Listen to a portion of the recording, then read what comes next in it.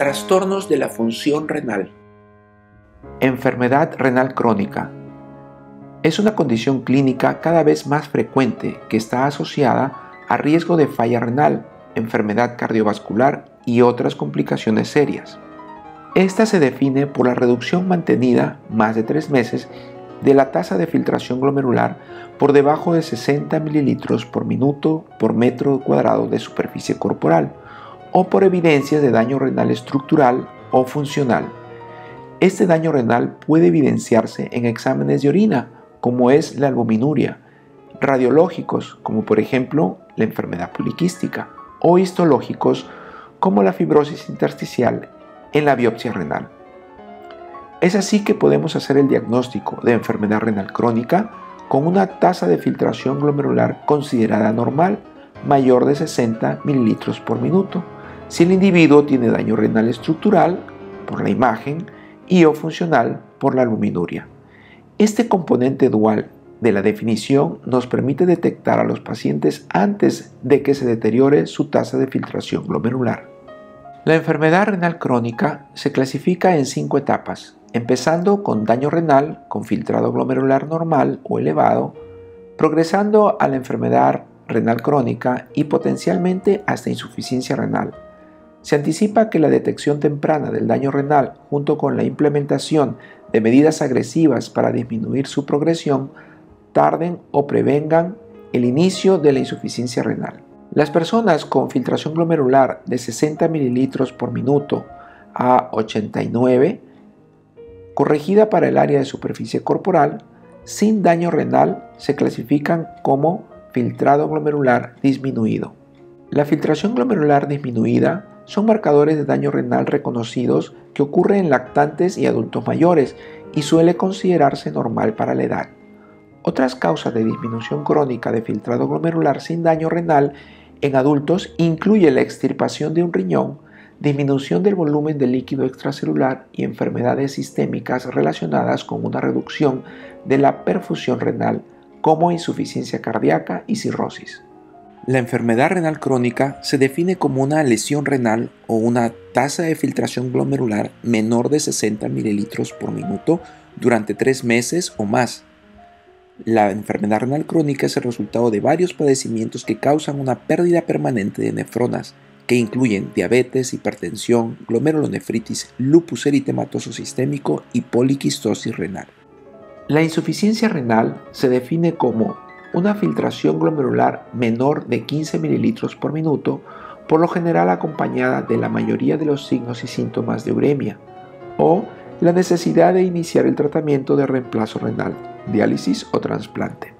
Sin importar la causa, la enfermedad renal crónica representa una pérdida de las nefronas funcionales con un deterioro progresivo de la filtración glomerular, capacidad de reabsorción tubular y funciones endocrinas de los riñones.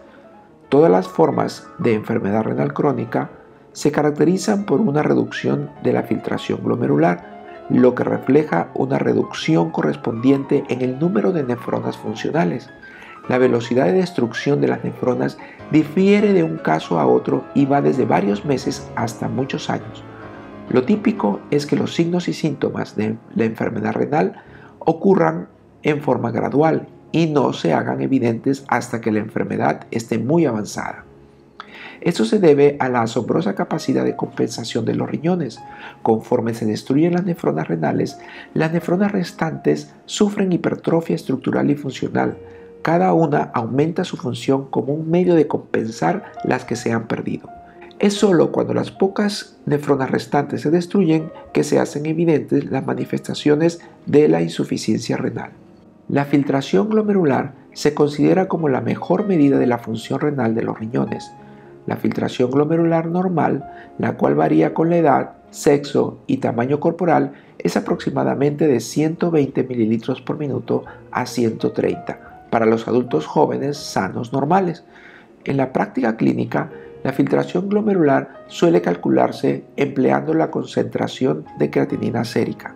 Debido a que la filtración glomerular varía con la edad, sexo, etnia y tamaño corporal, para calcular la filtración glomerular basándose en las concentraciones de creatinina sérica, se utilizan las ecuaciones de Cockcroft y Gault y otras modificadas que toman en cuenta estos factores.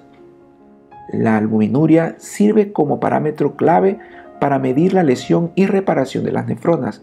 La orina normalmente contiene pequeñas cantidades de proteína, sin embargo, un aumento persistente en la excreción de proteínas suele ser un signo de daño renal. El tipo de proteína depende del tipo de nefropatía.